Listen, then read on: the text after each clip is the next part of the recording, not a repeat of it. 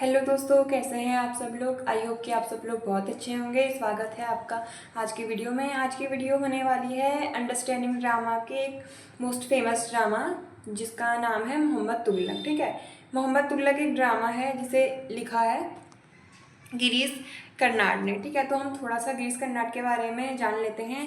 गिरीश कर्नाड का जो पूरा नाम है वो है गिरीश रघुनाथ कर्नाड। ठीक है, इनका जन्म हुआ था 19 मई 1938 में महाराष्ट्र में। डेथ हो गई थी इनकी 10 जून 2019 में। ठीक है, बेंगलुरु कर्नाटक में। इन्होंने कर्नाटक यूनिवर्सिटी से उसके बाद में ऑक्सफोर्ड यूनिवर्सिटी में पढ़ाई की थी। लैंग्वेज की बात की जाए तो मेनली कन्नड़ में इन्होंने अपनी जितनी भी सारी ड्रामा वगैरह, पोएम वगैरह सारी चीज़ें लिखी हैं वो कन्नड़ लैंग्वेज में लिखी हुई हैं। बाद में खुद ही उन्हें इंग्लिश में ट्रांसलेट करके पब्लिश करवाया है।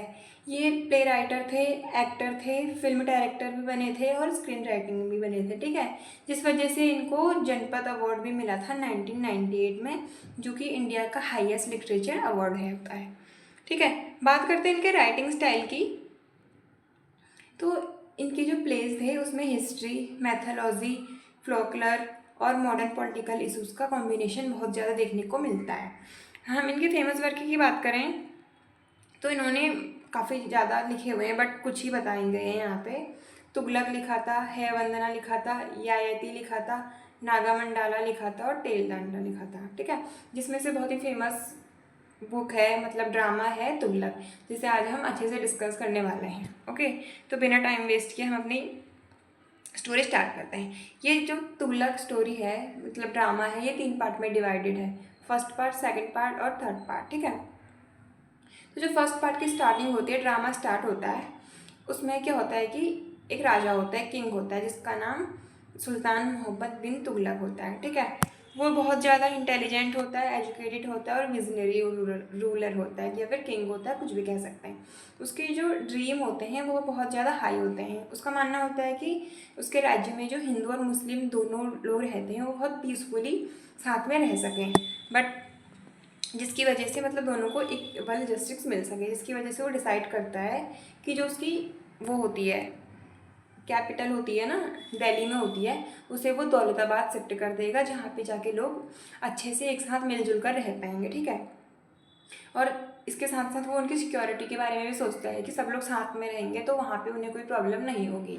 उसके बाद उसका जो ये आइडिया होता है वो लोगों को बहुत ज़्यादा इम्प्रेस करता है, मतलब सबको पसंद आता है। बट एक चीज़ में प्रॉब्लम होती है कि जो उसका डिसीजन होता है ये बहुत सडन बनता है, जिससे कि जब वो जा रहे होते हैं तो लोगों को बहुत ज़्यादा सफ़र करना पड़ता है। ठीक है, इसका कम इस मानना ये भी होता है कि फिर धीरे धीरे लोगों को पता चलता है कि वो जो उसकी एनिमीज़ होती हैं उनको भी सीक्रेटली पनिश कर रहा होता है। ठीक है, यहाँ पे हमारा फर्स्ट पार्ट ख़त्म हो जाता है, जिसमें तुगलक को बहुत अच्छा इंटेलिजेंट वगैरह बताया गया है कि वो अपनी लोगों के बारे में कितना सोचता है, उसे उनकी कितनी ज़्यादा चिंता है। ठीक है, जिसकी वजह से वो दिल्ली से दौलताबाद शिफ्ट होना चाहता है।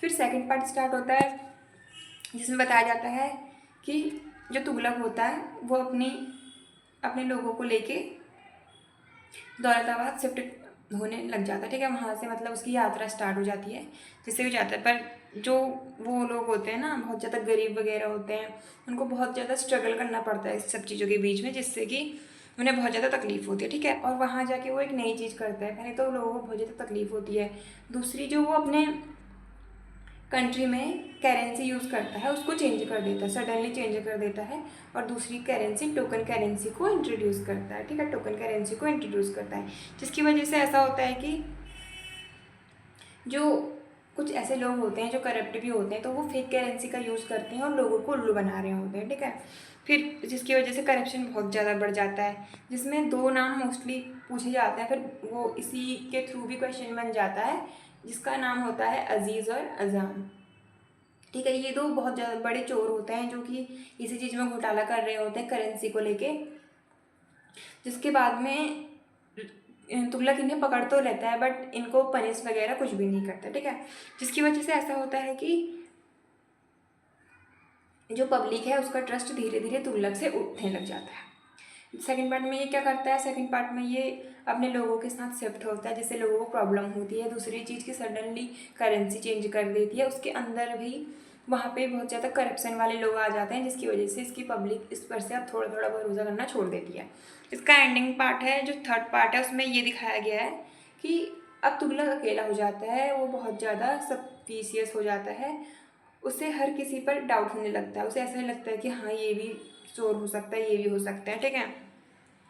और फिर मतलब ऐसा होता है कि उसका जो ड्रीम होता है वो टूटने लगता है धीरे धीरे, उसने जैसा सोचा होता है वैसा कुछ हो नहीं पाता है। फिर एंड में जो वो तुगलक होता है वो ट्रेजिक किंग बनकर रह जाता है, मतलब उससे कुछ नहीं हो पाता है। वो बहुत ज़्यादा इंटेलिजेंट तो होता है, बट जो उसके डिसीजन होते हैं ना वो प्रैक्टिकल नहीं हो पाते, जिसकी वजह से वो एक फेलियर राजा बन जाता है। ओके, तो जो ये कैरेक्टर है ये हमें ये मैसेज दे रहा है, मतलब हमें ये बता रहा है कि राजा तो बहुत ज़्यादा इंटेलिजेंट है, जो तुगलक है वो बहुत ज़्यादा इंटेलिजेंट है और विजनरी भी है, बट उसके जो ड्रीम है वो बहुत ज़्यादा बड़े हैं, जिन्हें वो बस सोच रहा है, थिंक कर रहा है, बट अगर उन्हें वो प्रैक्टिकली यूज़ करके नहीं देख रहा है, और वो प्रैक्टिकली यूज़ कर रहा है तो डायरेक्ट डिसीजन ले रहा है, ठीक है। मतलब अपनी जनता पर उन चीज़ों को थोप रहा है, जिसकी वजह से सबको बहुत ज़्यादा प्रॉब्लम हो रही है, ठीक है। और एक चीज़ ये भी है कि वो राजा है तो वो अपनी पावर का मिसयूज़ भी कर रहा है, जिससे कि उसकी जो किंगडम है और जो उसकी जो रेपुटेशन होती है वो दोनों ही ख़राब हो जाती है, डिस्ट्रॉय हो जाती है, ठीक है। तो आई होप आपको तुगलक समझ में आया होगा कि वो बहुत ज़्यादा इंटेलिजेंट होता है, मतलब बहुत अच्छा राजा होता है स्टार्टिंग में, बट उसके जो कुछ ऐसे डिसीजन होते हैं जो उसको फेलियर बनाने पे मजबूर कर देते हैं। इसमें बस इतना ही बताया गया है। आई होप आपको ये वीडियो समझ में आई होगी। मिलते हैं नेक्स्ट वीडियो में, तब तक के लिए बाय बाय, टेक केयर।